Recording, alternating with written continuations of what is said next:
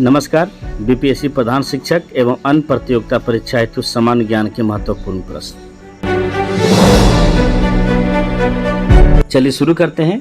पहला क्वेश्चन है आपका, कोडाई कनाल पर्वत नगर किस पहाड़ी का भाग है? ऑप्शन है विंध्याचल का, सतपुड़ा का, पेलानी का और चौथा ऑप्शन आपका नीलगिरी का। तो याद रखिएगा, कोडाई कनाल पर्वत जो है वो आपका पेलानी का भाग है। और कोडाई कनाल जो है आपका, ये आपका पश्चिमी घाट पर्वत का हिस्सा है जो पलनी हिल पर अवस्थित है और ये दक्षिण भारत का प्रमुख हिल स्टेशन भी कहलाता है।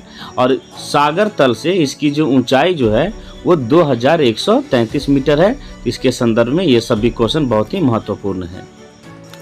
चलिए नेक्स्ट क्वेश्चन है, आबू पहाड़ियों का गुरु शिखर किस पर्वत श्रृंखला की सबसे ऊंची चोटी है? ऑप्शन दिया हुआ है आपका सह्याद्री की, पूर्वांचल की, अन्नामलाई की और चौथा ऑप्शन आपका दिया हुआ है अरावली की।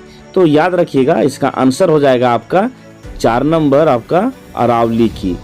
याद रखिएगा इसमें कि आबू पहाड़ियों का गुरु शिखर जो है वो अरावली पर्वत का सर्वोच्च चोटी है और साथ ही गुरु शिखर की जो ऊंचाई जो है वो सागर तल से आपका 1722 मीटर है और ये राजस्थान का भी सबसे ऊंची चोटी में गिना जाता है।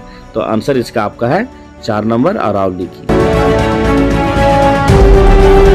चलिए नेक्स्ट क्वेश्चन, बिंबिसार के बाद कौन उसका उत्तराधिकारी बना?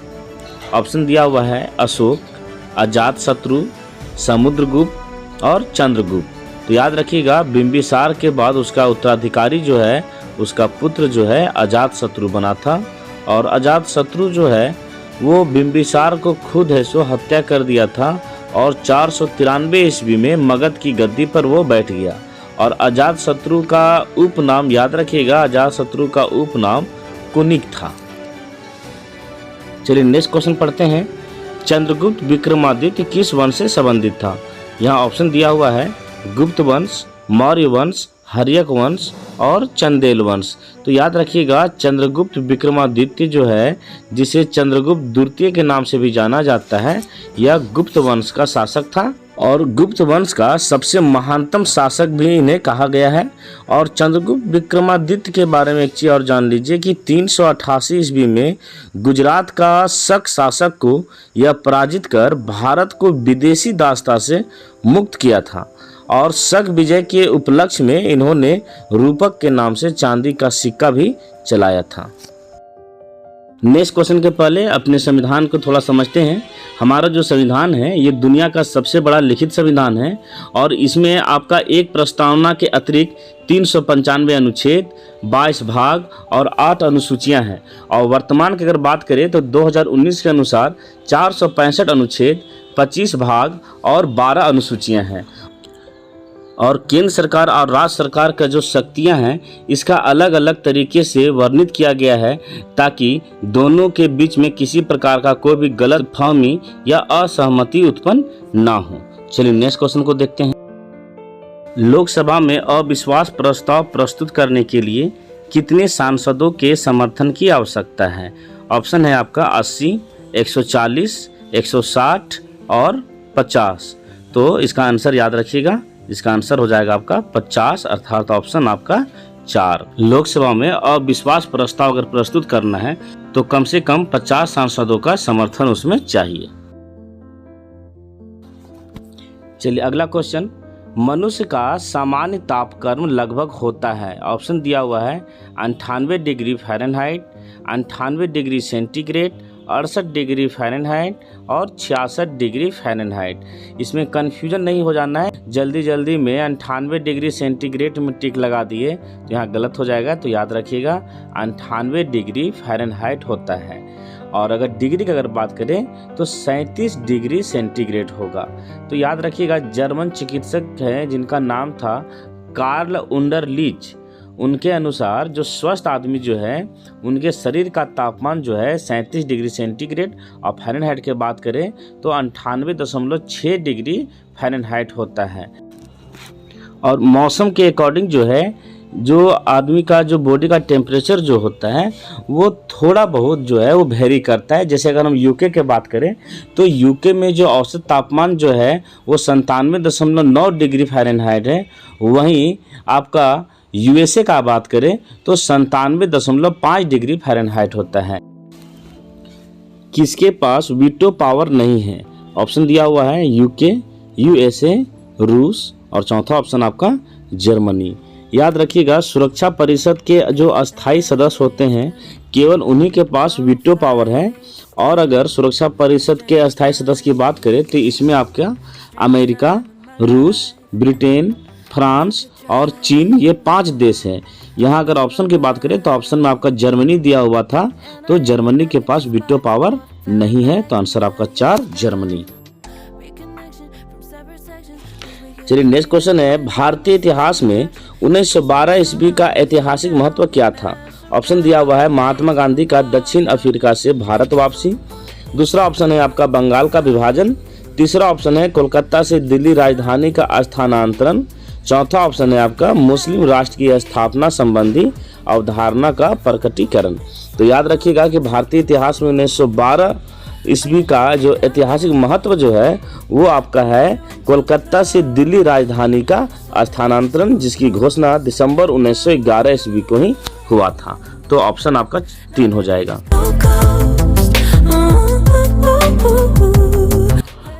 चलिए नेक्स्ट क्वेश्चन को देखते हैं। क्वेश्चन बोल रहा है, पवन की गति निम्नलिखित में से किस यंत्र से मापी जाती है?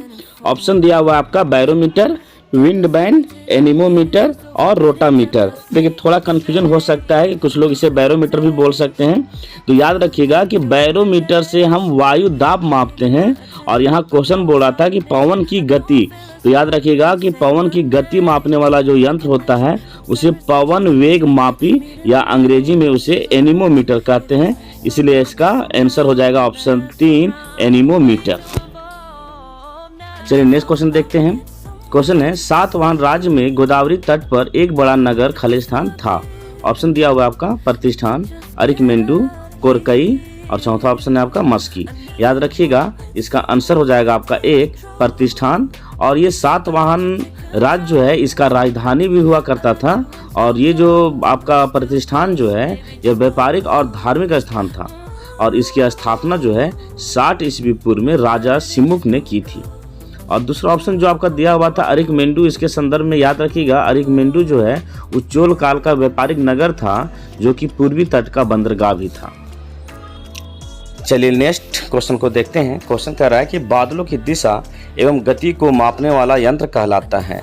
ऑप्शन दिया हुआ है रेनगेज, हाइग्रोमीटर, नेफोस्कोप और चौथा ऑप्शन आपका एनीमोमीटर। तो याद रखिएगा कि बादलों की दिशा और गति मापने वाला जो यंत्र है उसे नेफोस्कोप कहते हैं, ऑप्शन 3।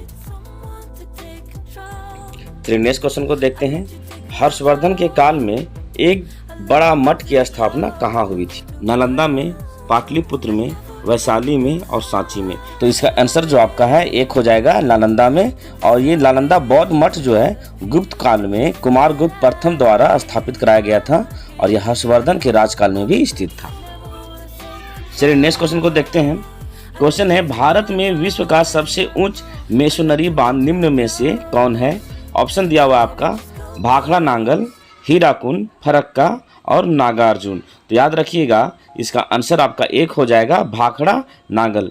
याद रखिएगा भारत में विश्व का सबसे ऊंच मेसोनरी बांध जो है वो आपका भाखड़ा नांगल है, और भाखड़ा नांगल जो है वो आपका सतलज नदी पर बनाया गया है, और यह जो है बहुउद्देशीय नदी घाटी परियोजना है जिसमें आपका पंजाब, हरियाणा, हिमाचल प्रदेश और राजस्थान को यह लाभ पहुंचाता है। वहीं इस परियोजना का जो स्थापना हुआ था या पूर्ण हुआ था वो 1963 ईस्वी में हुआ था, और ये दुनिया के बड़े बांधों में से एक है जिसकी ऊंचाई जो है 741 फीट है। तो बहुत ही महत्वपूर्ण क्वेश्चन है, इसे जरूर याद रखिएगा।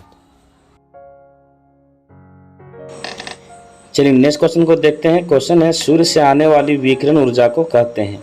ऑप्शन दिया हुआ है आपका सूर्यताप, सौर बहिर्गमन, ऊर्जा की मात्रा और उपसौर। याद रखिएगा इसका आंसर हो जाएगा आपका सूर्यताप। याद रखिएगा सूर्यताप का 51% जो है वो पृथ्वी पर पहुंच पाता है, और शेष का 35% वायुमंडल द्वारा परावर्तित हो जाता है, और 14% जो है वायुमंडल का जो धूलकण और जलवाष्प है उसके द्वारा अवशोषित कर दिया जाता है। तो आंसर याद रखिएगा सूर्य से आने वाली विकिरण ऊर्जा को सूर्यताप कहते हैं। नेक्स्ट क्वेश्चन है, राष्ट्रीय बाल बोर्ड की अध्यक्षता कौन करता है? तो याद रखिएगा, राष्ट्रीय बाल बोर्ड की अध्यक्षता जो है वो आपके प्रधानमंत्री करते हैं, ऑप्शन 3। चलिए अगला क्वेश्चन है, भारत में पहली बार राष्ट्रीय बाल नीति घोषित की गई। ऑप्शन दिया हुआ है 1974, 1976, 1975 और 1978। तो याद रखिएगा कि भारत में पहली बार जो राष्ट्रीय बाल नीति जो घोषणा की गई थी वो 1974 ईस्वी में की गई थी, अर्थात ऑप्शन आपका 1 हो जाएगा। चलिए नेक्स्ट क्वेश्चन को देखते हैं, बहुत ही महत्वपूर्ण क्वेश्चन है। उपराष्ट्रपति का रिक्त स्थान, ऑप्शन दिया हुआ है 3 महीने के अंदर भर जाना चाहिए, 6 महीने के अंदर भर जाना चाहिए, 1 साल के अंदर भर जाना चाहिए और चौथा ऑप्शन दिया हुआ है कि पर्याप्त समय में भर जाना चाहिए क्योंकि संविधान में किसी निश्चित समय सीमा का आदेश नहीं है। तो याद रखिएगा, अनुच्छेद 68 जो है उसके आधार पर उपराष्ट्रपति का पद जो है वो शीघ्र चुनाव कराकर उसे हर हाल में भर देना है और इसका कोई समय सीमा का उसमें उल्लेख नहीं किया गया है, इसीलिए इसका आंसर हो जाएगा आपका 4 नंबर, पर्याप्त समय में भर जाना चाहिए क्योंकि संविधान में किसी निश्चित समय सीमा का आदेश नहीं है। चलिए नेक्स्ट क्वेश्चन है, बांदीपुर प्रोजेक्ट टाइगर रिजर्व किस राज्य में स्थित है? ऑप्शन है आपका असम में, मध्य प्रदेश में, कर्नाटक में और चौथा ऑप्शन आपका राजस्थान में। याद रखिएगा, बांदीपुर प्रोजेक्ट टाइगर रिजर्व जो है वो आपका कर्नाटक में है। वहीं अगर असम की बात करते हैं तो असम में जो आपका टाइगर प्रोजेक्ट है उसका नाम मानस है, मध्य प्रदेश में जो टाइगर प्रोजेक्ट है उसका नाम कान्हा किसले है और राजस्थान में जो आपका टाइगर प्रोजेक्ट है उसका नाम आपका मुकुंदरा हिल्स है। तो इसका आंसर याद रखिएगा, बांदीपुर जो बाघ परियोजना जो है वो कर्नाटक में है, ऑप्शन 3 नंबर। चलिए अंतिम क्वेश्चन को देखते हैं। वीडियो पसंद आया हो तो जरूर इसे लाइक शेयर कीजिएगा। क्वेश्चन है, खेतड़ी किसके लिए प्रसिद्ध है? ऑप्शन दिया हुआ है सोना के लिए, तांबा के लिए, एल्युमिनियम के लिए और उर्वरक के लिए। याद रखिएगा, खेतड़ी जो है जिसे खेतड़ी के नाम से भी जानते हैं, ये राजस्थान के झुंझुनू जिले में है और यह जो है क्षेत्र तांबा के लिए प्रसिद्ध है। तो आंसर आपका हो जाएगा ऑप्शन 2।